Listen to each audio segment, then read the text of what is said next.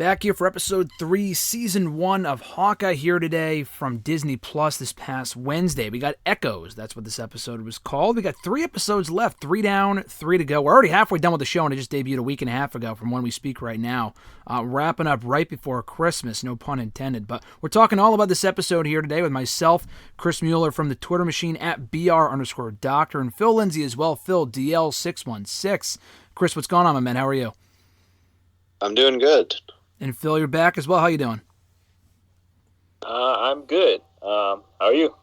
Doing great. And you just said before we hit the record button here that you just caught it today. We're talking on Saturday. The show comes out on Wednesday. Do you feel like you missed anything and waiting a couple days to watch this episode?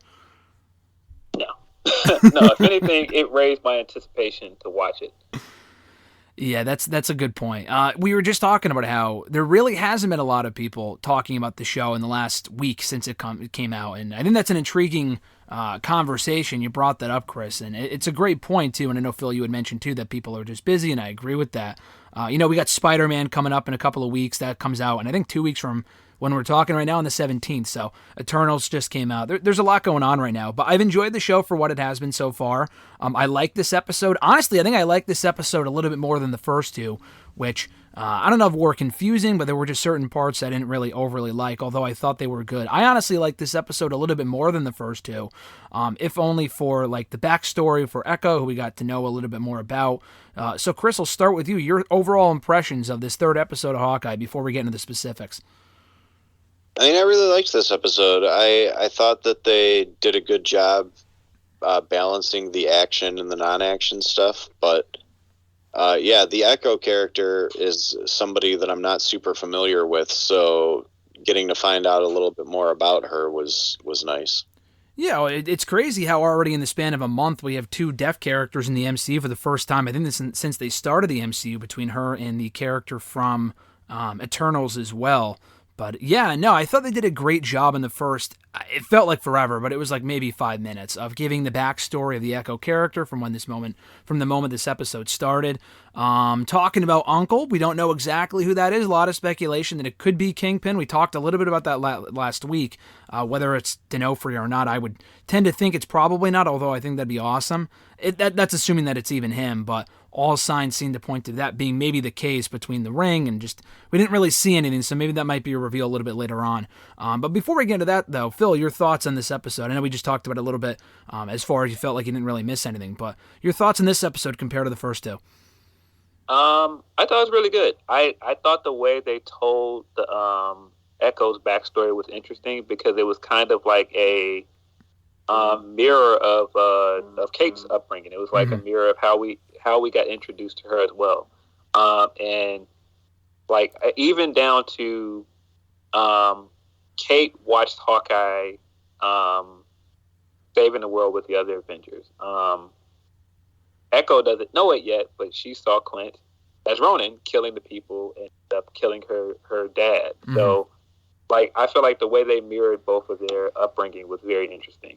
And I kind of think the guy that pinches her cheek, the uncle, I kind of think it's not Kingpin. I kind of think it's Kate's dad. Yeah, Jack, that's what I thought too.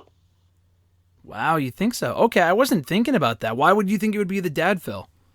Because I think they did a few things in this episode where they've kind of showed that Kate still looks at the world like a kid, and it's kind of like she is so enamored with Hawkeye that she hasn't picked up the signs that he's Ronin. Like, she hasn't even thought about it. Like, when he was saying how, it's, I know that much about him because I was there. And she just won't put 2 and 2 together, even though it's right there.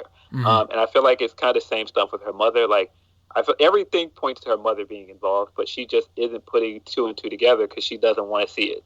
And I think it's kind of like that with her dad. Like, I feel like she has romanticized to her dad is so much that I can see him being either involved with organized crime or something else. You think he's probably still around then? We'll probably see him again on this show? Oh, I think he's still dead, but I think it's him in that flashback that they didn't show. I mean, they never showed the body, right, from that first episode? I know they had the funeral, but they never showed the actual body. No, they didn't. Okay. Yeah, no, that would make, I guess, that and whatever. I don't think you would be doing that if they were going to I feel like it would be more of a big reveal as opposed to like teasing it and then they ended up doing it. So that would make sense. What about you, Chris? Kind of going off of what Phil said, why do you think it's going to be Kate's dad as the big uncle character, so to speak, for Echo?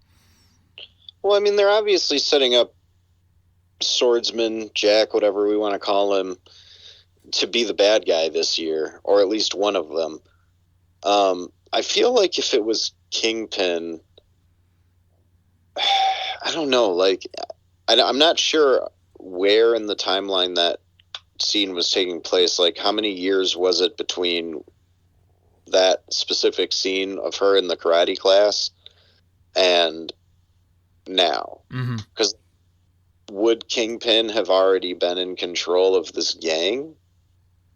Yeah. The thing that I noticed, somebody else pointed it out, before that scene, like the name on the sign is Fat Guy. And so that's why some people are like, oh, it's Kingpin. And of course, Kingpin has ties to Echo in the comics. Yeah.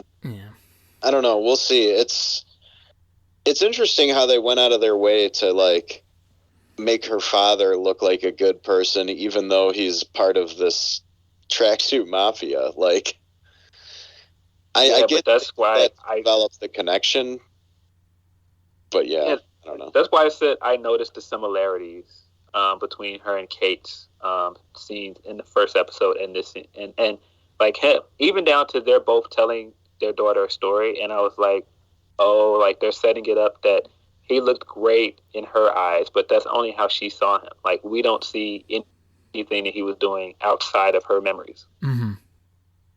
Right. I know we talked about it last week after we got done. We didn't have enough time to bring it up on the show itself, but I think it was, I forgot who brought it up exactly, but the watch on the episode from the first one. They were looking for the watch from the Avengers compound. I don't think there was any follow-up with that on this episode, was there? Not that I remember. Do you think they didn't bring it up again. Do you think they'll come back to that, or was that just a thing that, I mean, I know we were discussing what that could have been and why it's important, but will that be central to the storyline, or was that just an Easter egg type of thing, you guys think? Oh, well, they didn't bring it up. They didn't directly say the watch, but Clint did say that it's kind of troubling that they were stealing things from the Avengers Vault. So I do think they're going to come back to it. Okay. Yeah, well, they got a couple episodes left. I mean, just because they didn't mention it here, obviously, doesn't mean that we won't hear about it again, but I thought that was interesting. What about the big chase scene? For me, that was my favorite part of the episode, the Pym making the arrow larger, all the different type of arrows, what she called the plunger arrow. She called it pointless, and that obviously ended up helping them out in the end, as you could probably expect. Running over the inflatable Santa before it comes back up, I thought that was great. So we got some more action, and then it kind of died down a little bit in like maybe the last 5-10 minutes of the episode. This was the shortest one yet, at a little over a half an hour, but I liked that part as well. So, any thoughts on the chase scene, Phil? The chase is right out of the Hawkeye comic, all the way down to the red Challenger. Like, that's the car that Hawkeye drove in that chase scene with the tracksuit Dracula guys. Oh, okay. And that's why, like, he didn't want to trash the Challenger. Like, all of that was a joke and a nod to his him having a Challenger in that comic book. All of the stuff in that chase is basically the same, like them shooting trick arrows at the bad guys and arguing. So that's clearly lifted like right out of that comic, and I thought it was really, really well done. I think that they've gone out of their way to show why Hawkeye is such a good character, whether it be just showing how skilled he is, and I think this is the most we've actually gotten into his trick arrows. Like, we've seen him use trick arrows in the Avengers movies, but they don't ever talk about them like in a way like this. Like, I thought it was cool that she used the USB arrow that he used in the first Avengers movie. Yes, that was a good callback. And she was just like, "Why would you need this?" And it was another arrow he used in another movie. I can't remember which one it was. I think it was the acid arrow. He used that in another movie.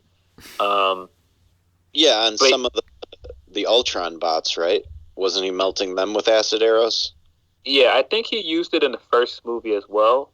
I can't remember though. But yeah, I also like that he had crazy purple knockout gas, which is a which is a 60s Batman trope. Yeah. The putty arrow that like covered up their windshield was kind of funny too. That just looked like. Do you guys remember Gak from like the 90s? Yes. That weird Nickelodeon. Like that's what that reminded me of. Yes. And did you guys notice that they were in an abandoned KB Toys? No, I did not know that. Oh, wow. I did see that. I saw a big KB sign at one point. I was like, oh man, I remember KB. They were in like every mall. Wow. Yeah. I didn't know that, but I do remember KB Toys. When did they close? 15 years? It's been a long time, I think. I mean, I used to run cell phone stores at a bunch of malls, and there was a KB in like every one of them. But yeah, that was years ago, so I don't know. That's crazy. I know KB still exists because they were going to try and fill the void left by Toys R Us kind of going out. Oh, yeah. Well, now Toys R Us is making a comeback, isn't it? Yeah.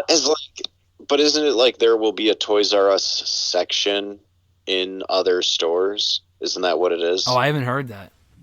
Oh, no. I thought they were just trying to run actual stores again. No, I think it's like, like somebody's toy section will be branded as Toys R Us, like Walmart's or somebody like that. Oh, okay. That might make sense. And it might be a bit more practical than starting up all these stores again. But nonetheless, that just completely, I was just curious about that. But there was another question they had coming out of this episode, too. One of the big themes, especially towards the end, they're kind of talking about he's not going to be home for the movie marathon or whatever, Hawkeye that is, and he says he'll be home closer to Christmas. So they're following the typical Christmas Hallmark movie theme here of will he or will he not be home for Christmas, and obviously that's probably going to be where we wind up on the last episode, and it's the big resolution or whatever. Where do you think that's going, Phil, and do you think that ties into anything we just talked about, or is that just some holiday side story that they'll probably wrap up at the end with him reuniting with his family?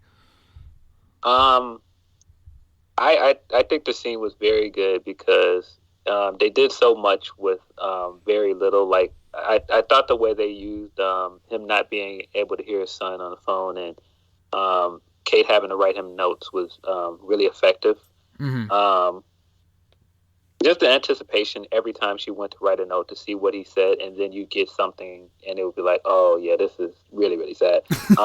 Yeah. But I think, of course, that Kate is going to eventually find out that he was Ronin, and it's going to shatter like her belief of him, and just what she saw in him, because she fangirls over him so hard that like it hasn't even occurred to her that he might be not as great as she thinks he is. Mm-hmm. And so I think a part of that is her helping him get home in time for Christmas to preserve his kid's image of him. And that's another reason why I think her dad is going to end up being connected, or, she's going to find out something dirty about him as well, because she's going to understand and empathize with his kids, and help him get home in time to have a Christmas moment with his family. So then you brought it up right there. I kind of forgot about that, but come the end of the series, if they do reveal that the dad was involved with something shady as well, the mom is almost guaranteed to be some sort of bad guy in the show as well. She has the dog still, which they were running through potential names for him, but his name is Lucky in the comics, isn't it? They didn't refer to him as Lucky here, though? It's Pizza Dog in the comic. Pizza Dog in the comics, okay. Well, I thought it was Lucky the Pizza Dog. Yeah. Okay. Yeah. I think she called him Lucky, but that might have been, maybe she was just saying he was lucky because she had saved him from the truck or whatever. But they got a good, I know that the eye is CGI'd, closed, the dog doesn't really only have one eye. Yeah. But they got a very good dog. The dog almost emotes on camera when they need it to. It's pretty funny. Yeah, no. One thing we need to talk about. So, the fact that Hawkeye had a Pym arrow. Yes. So how much of Pym's technology is out there now? I get the feeling that might be just a Clint thing. Yeah, but it seems like if Clint has an arrow, obviously he had to have somehow gotten his hands on a Pym particle to make it, which means he either got it from the Avengers, who now have that technology because of Ant-Man, or he got it from Hank or something. I don't know, but like everybody's talking about how like, oh, Armor Wars and Stark Tech is going to be all out in the Spider-Man movie. It's like Pym Tech getting out there is way more dangerous. Mm-hmm. So I wouldn't be surprised if this next Ant-Man movie deals a little bit with the fact that like once Paul Rudd sort of let everybody tinker with his stuff to make all these other things that they needed to do Endgame, like all that technology is now out there with other people too. I was thinking he had just gifted it to him or something, that we might see Scott Lang on this show make a small cameo, but I'm not sure now that I think about it after you just said that. I mean, and it also just could have been a random thing as a joke, like, oh, this would be cool to put in here. Okay, let's do it. It might not have any ramifications in the future. I felt like it was just like them trying to do a nod to Scott being on Hawkeye's arrow in Civil War. Oh, right, yeah. Him doing him a solid and giving him a trick arrow later. I feel like that's all I really saw it as. That was a cool scene, though. Like it's a creative way to do it. Having him hit the other arrow, turn it big, and just demolish that truck. I liked that. Yeah, I love that scene. But I think there really wasn't a lot more to this episode. It definitely was transitional as far as where they're going next and setting up the story and stuff like that. But what I was going to ask earlier was that you mentioned, Phil, how the dad might be involved in something shady, you think, and the mom obviously definitely is. Where does this leave Kate, do you think, by the end of the show? I mean, obviously she'll have the dog, but does she fly solo? Does she is she ingrained into the Hawkeye family and is like an adopted daughter to him? Like, where do you think she ends up by the end of the show? I know she's 22. She's not exactly a kid, but I was just curious what you guys think the future holds for her beyond the show. Obviously Young Avengers, but does she fly solo? I think that Clint is going to hand down the mantle to her. Mm-hmm. Everything we've seen of Clint in this show tells us that he wants to be done with being a superhero. It just seems like he just wants to live a normal life. And it's just certain things like her saying that, oh, you're a hero because you stayed here to help somebody else. Like, that makes you a hero. That's not why he stayed. He stayed to get rid of his dirty secret. Yeah. And so I think even that scene where they were having breakfast and he was telling her, like, it's not what you think it is. Like, there's a lot of sacrifice that goes into this and all that.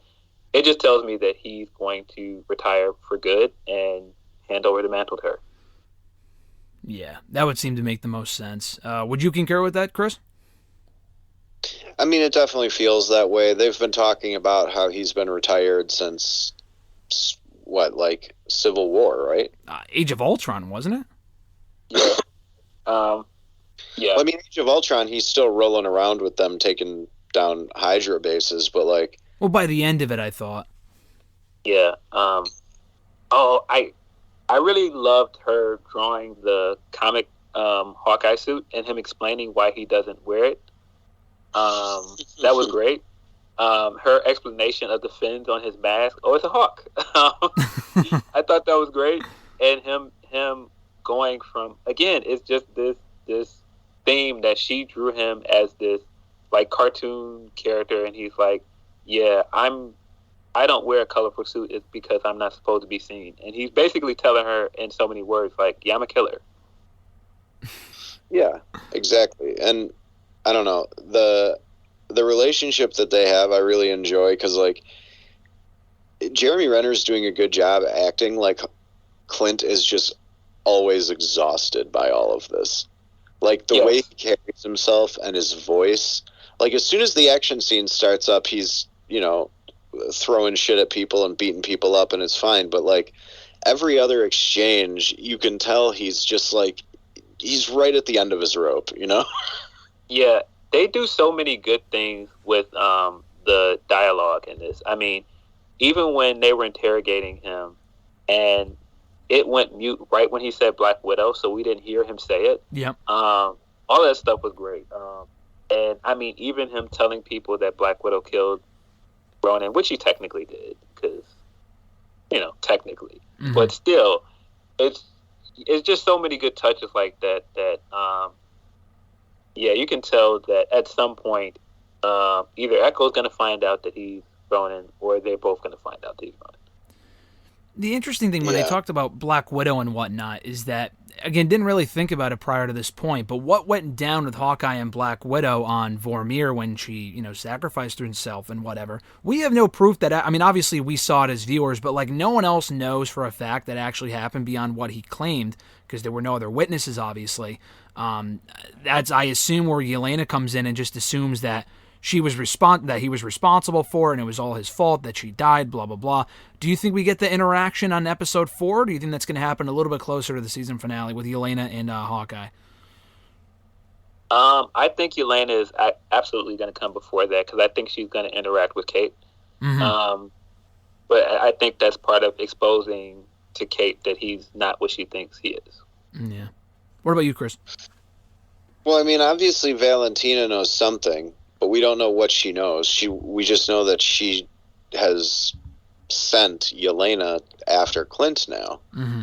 So, why does she want to take out Clint is obviously a question. Why does she think that he actually killed her, or does she know the truth? There's a lot of questions to this, but I think when Yelena shows up, it's definitely going to be one of those situations where, she's sort of fighting either Kate or Hawkeye or both of them until one of them gets her to stop long enough to listen. Mm-hmm. Yeah. And that'll probably be part of maybe that conversation when he talks to Yelena is where he has to admit that he's Ronin, and that's where Kate finds out. I don't know, but it'll be interesting to see how they handle this with Echo, because there's only 3 episodes left, and this isn't her show yet. But, if they're going to make a show about her being a hero, then she's going to have to turn the other page at some point, which means either she doesn't find out that Clint killed her father, or she does and somehow forgives him, or, still decides to be a good guy even though this one guy who's supposed to be a good guy killed her dad. There's a lot of ways they could go with this, and plus we still have this rumored Kingpin appearance. I'm not going to be surprised if it doesn't happen. No, I know D'Onofrio's tweeted out a few things that make people really think he's going to be on it, but I don't know. We'll see. Yeah, I wouldn't be surprised. I've seen some people theorize that the Ronin that Echo is watching kill all those people in that garage and kill her dad wasn't actually Clint. It's somebody else in the suit. And because we've seen Kingpin do that in the Daredevil series, where he had Bullseye dress up as Daredevil and frame him. So people have theorized that he did the same thing here. And I don't know if I believe that. I feel like that would take away some of the sting of him actually having to pay for his mistakes. Because we don't know how long ago that's supposed to be taking place, right? We don't know if her dad died before or after they blipped everybody back. Yeah, it seems like that's during the blip, if I had to guess. I would assume so too, but it's also been 2 years since the blip at this point in the timeline. Yeah. So, if he didn't have the Ronin suit, let's say that was stolen from the Avengers compound, right away after Endgame, somebody else could have used it between when it was taken and then when it was going to be up for auction. Mm-hmm. Yeah. But it also could just be he was just going around killing a bunch of gangs, and Clint obviously knew who the Tracksuit Mafia was. Yes. So I think it is probably most likely that it was him, but it wouldn't shock me if you were right, Phil, and that it ended up being somebody completely different. Maybe it's Jack. Yeah. Yeah, unless it's because Swordsman really wants that sword back. He really, really, really likes that sword for whatever reason. Maybe it's Swordsman in a Ronin suit. It could be, but I think it's Clint. I think I'm just assuming it ties into the overarching story they're doing. Yeah. We'll see. It's going to be interesting to find out what they end up doing. This show's moving along at a good pace, though. Like, it's only 3 episodes in, and it feels like a lot has happened already. Mm-hmm. Yeah, I mean, they only have 3 episodes to go, and they have a lot more to explain, like you said, Chris, specifically with Echoes. So I'm curious how they're going to wrap it up, to make sure it's, a satisfying enough ending. And you don't think they would do a second season of the show just focused on Kate, right? This is probably just a one and done to introduce her character and get her into whatever they have her next, whether it be a movie or whatever.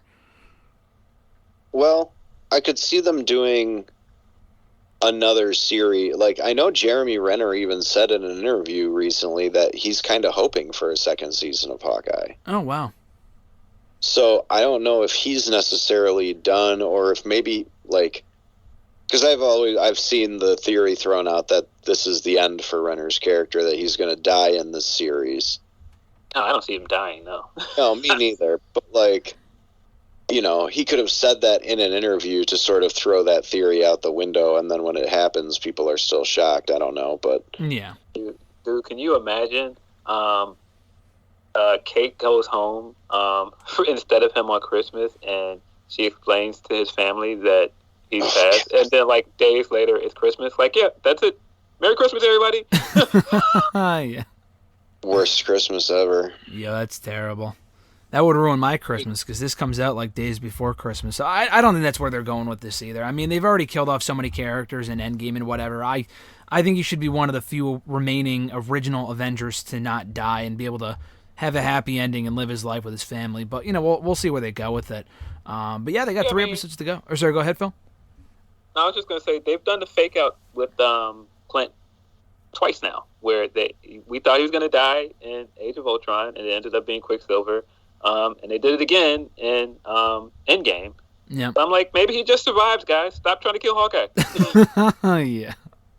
Don't kill Hawkeye. And it almost... And he definitely has a bit of survivor's guilt over Black Widow. Like, he does still think it should have been him, even though he has his family back. Yeah. Oh, I think that he has survivor's guilt across the board. I think a part of the reason why he connects with Wanda is because he feels guilt that her brother got killed, saving him. Yeah. Yeah, it's... I don't know. The Clint character is one of those characters that, like, this is the first time that he's sort of been center stage, but they've done a lot of interesting things with him throughout the movies to build up to now. Mm-hmm. So I would like if they did another season of this, but they have so many shows in the fucking pipeline that, like, who knows when we'd even see it. It could be 3 years from now before they'd have a space in the calendar for it. Like, we know there's an Echo show coming at some point. We still have, like, She-Hulk is coming, and Moon Knight, and all these things. That Moon Knight trailer was... I don't know if we ever even talked about that. Because I think that came out... I think that came out while we were, like, sort of on a little break, and, like... Yeah, that thing was crazy. Yeah, that's, it kind of gives me more of the supernatural feel. Not supernatural, but like that horror movie kind of feel that we got a little bit from WandaVision. It's definitely a different vibe than all the other stuff we've gotten so far, so I think that's due out next year, right? Because they didn't give a full-on trailer, but it was like a 30-second teaser, and I don't think they would do that unless it was coming out in 2022. Yeah, it'll be next year. Okay. Yeah, now there's a lot of stuff. They had that. They had the She-Hulk mini trailer, like the 30-second trailer for that. The teaser, whatever. So, yeah, no, there's a lot to look forward to. And actually, what I realized was, especially since they put out 2 episodes of Hawkeye at once, this ends right before Christmas, but that means that the final episode of this show, if my timeline matches up, this would be on the 22nd, and then Book of Boba Fett actually starts 7 days later on the last Wednesday of the year, which I think is pretty cool. Yeah, I'm looking forward to that, too. Yeah, I don't know how long that's going to last, but yeah, no, that's something to look forward to as well. But we'll get into all of this and what's going to happen next in the second half of the show, episode 4, next week, so looking forward to breaking that down. But Chris, you're on the Twitter machine at BR_Doctor. Phil, you're on Twitter as well, Phil DL616. This has been great, guys. I look forward to the next one. Thanks.